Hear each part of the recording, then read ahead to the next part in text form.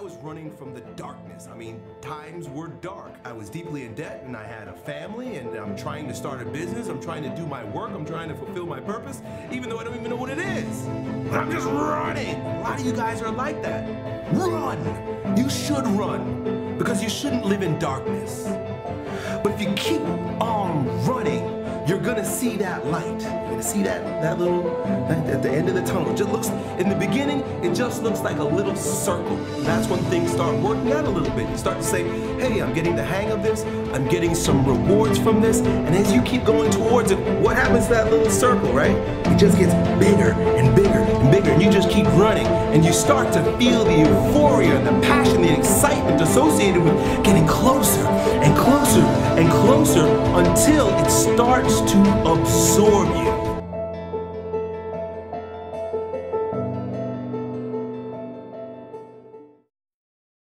It's been forever since we filmed. This is like a rough sketch. Basically, we used to film every Friday. We will wake up around 6, 7 in the morning. I would choose probably like 5, 6 articles, try to summarize them. So that's how I prepare mentally, just to go in there.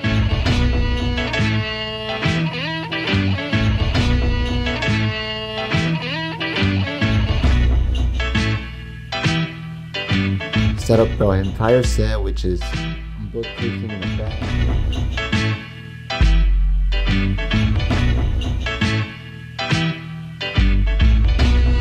This bench where we sit on. Figures on the top of the bookshelf. Bag in the top. We set up the camera, the mic, the lighting.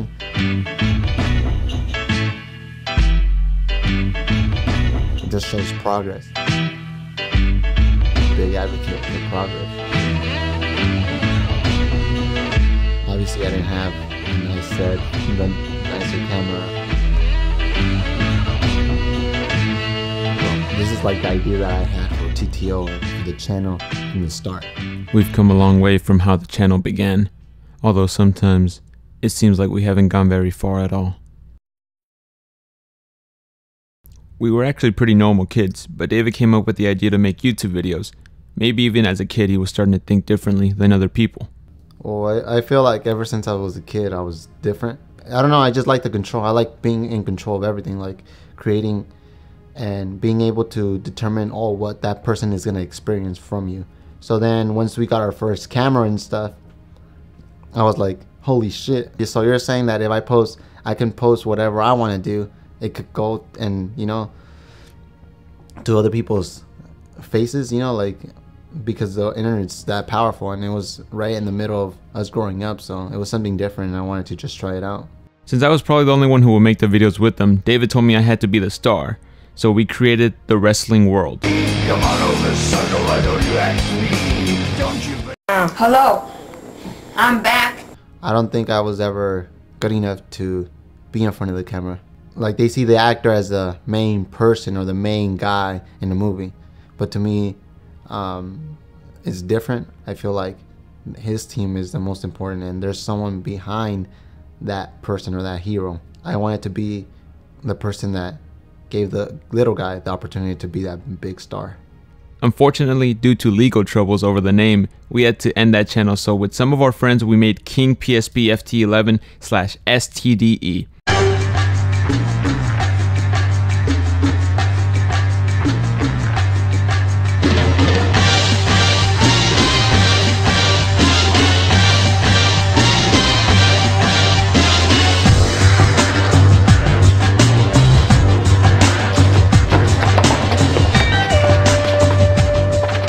Resisting arrest.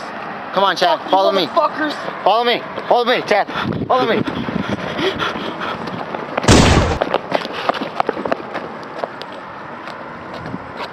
You just got knocked the fuck out. Oh my god, is that a tornado? Then came STDE Network, when we were a bit older. Go Thompson. No, you go Thompson. Go Thompson. Go Thompson. Hey, stop playing with our dead friend. What bitch? I said stop playing with our dead friend. There was a lot of potential in that group, and I actually appreciate it so much just because it gave me an outlet to be able to create something when I didn't even know what the hell I was creating. But back then I was just a young kid just trying to make videos with his friends. We spread the videos around school, and we were actually getting like 1,000 views per video. But back then I never thought about it as success or anything. I just thought it was okay, it's cool. People are watching, but I always wanted more. It won't. He doesn't fit. Fuck. We even had a mini feud with another channel called After School Special, which was run by some other kids at our same school. I guess we had the creative genes in our blood because I love making those videos. They were lame, but are truly some of the best memories that I have. Of course, they wouldn't last though.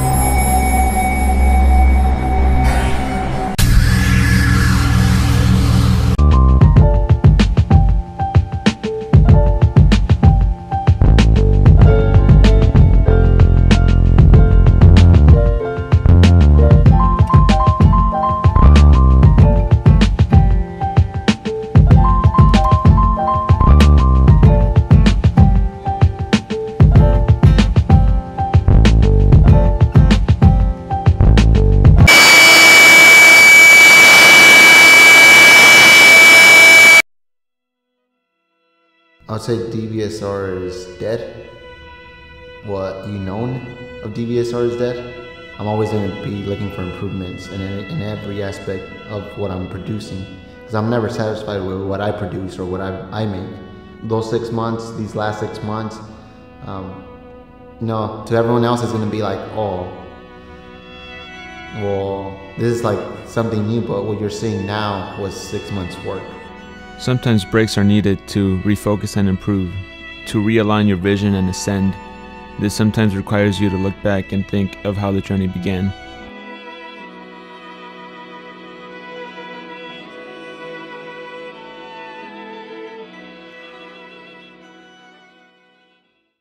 We kept starting and stopping the STDE videos. I don't know, maybe because of the lack of subscribers or because we couldn't find the motivation to write scripts. You know, you have distractions like girls or homework or even going out with friends. Excuses, really. YouTube was work, but no one wanted to work. And it was high school, so it's understandable. Then graduation comes and almost everyone does the same thing. You get a job or you go to college and real life begins.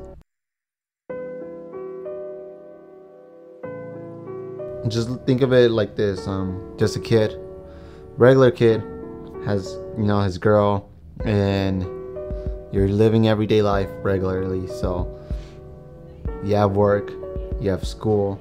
After school, you come to your house, or you come into your room, you lock yourself in your room, you finish homework, and then the next morning you do the same damn routine over and over and over again.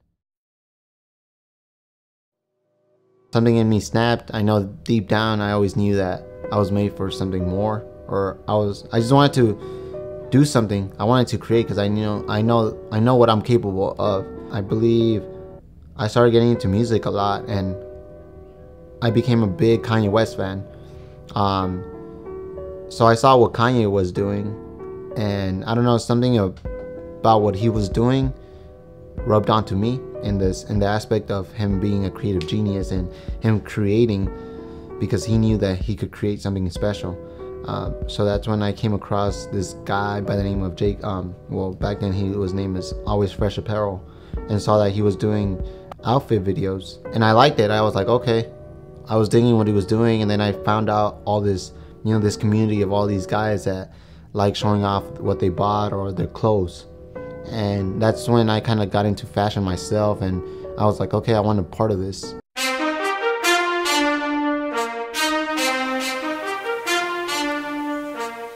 JB? Beginning stages of the channel was just that, just being able to show off what I bought, my style per se, because a lot of people were doing reviews, and they still do reviews, and they do hauls and all this stuff, but I wanted to do them at a higher level, in the sense that I knew that what I was purchasing was different than what everyone else was purchasing. Back then, everyone was, you know, wearing like Mishka or Stussy or Obey or something like that. So it was streetwear, and I used to be into that stuff, but at that time I was more into higher end stuff. So there wasn't a channel that was producing those type of videos. So I wanted to create my own lane in the same community. But David ultimately felt that he had to switch up the channel. There was just basically two main things, or two reasons why I wanted to change up the channel. The first reason was that, as you guys can see through all of my endeavors, I'm always trying to improve in any way possible. And by bringing on DTO, I was challenging myself to actually sit down and try to be creative in my own way and do the same thing but in a different way, something that no one has ever done, or something that no one was doing at the time. Other reason was I didn't want to be under the same category as everyone else. I didn't want to be bragging about what I have or what I don't have. Just in my eyes, I wasn't able to inspire or be a good role model that way. So I wanted to do something for the culture and actually do something positive. So that's what I did with Talking to Ourselves.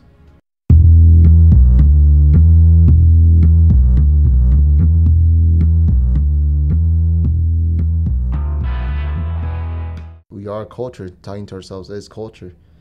Just from, you know, fashion to music to art to clothes to comics, just everything. We talk about every single little thing, to technology.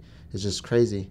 And that's what Talking to Ourselves is. Besides culture, it's a platform where anyone can see and try to find new things that are happening around, you know, around culture around the world. Talking to Ourselves was a weekly news show that would discuss previous and upcoming product releases as well as other relevant subjects. This is when I came along and pleaded for him to let me join. I offered to talk about my interests such as video games and toys and all around nerdy stuff. He agreed. I changed my surname to DeBoygus, and the rest is history. But anyways, that's it for my segment. I'll see you guys next week, and let's bring it on to the must-cops of the week. Thank you. To me, DVSR is something much bigger than clothes or physical products. It is something that embodies the world we live in today. It is something that represents the culture of the youth. People in the future can look back on these videos and see what we were wearing or what we were watching, what we were playing or were listening to. It is somewhere someone can learn, and we offer something for everyone. At the same time, DVSR the label goes well beyond the label itself. David to me is a big inspiration. His dreams go beyond the web, so this is truly only the beginning. We will offer something to the community, something to the artists who live here. It will be one step at a time, but the point is to keep moving, keep striving, keep growing. DVSR will return bigger and better. As you grow up, you evolve. Over the past year, I've learned so much, and it has made me better. This channel is the same way. In its short life, it has gone through a couple of changes, but that's not a bad thing. It will continue to evolve and get better as it gets older. The sacred rule is to never stay complacent. This whole dream started out with two kids making a YouTube video about wrestling. Now, it's time for the next level. And I hope to see you guys very, very soon. It's been a while, but I feel it's time to let you see my story. Kanye once said, "You can't take anything from me at this point." I completely lost everything, but I gained everything because I lost the fear. I used to pray to God to deliver me from pain and fear, and in a way, He did. This year has truly changed my life. and I truly got to see why the best art comes from pain. This video, all of this, it took my blood, sweat, and tears out of me, but each day I kept fighting. Each day I had to remind myself what the bigger picture was. All of this is dedicated to that little creative genius in the back of that classroom, scared of that pretty girl sitting across from him, or that kid that knows deep down he is different, but has to listen to the world constantly telling him how he is just like everyone else. If there is anything that you take from this, it is this. This is part of my story, and I hope I get to share more of it in the future. But it has taken me 21 years to find and love who I truly am. And some days were harder than others, but I had to learn one of the hardest lessons of life, which was just to wait. For what it's worth, it's never too late, or in my case too early, to be whoever you want to be.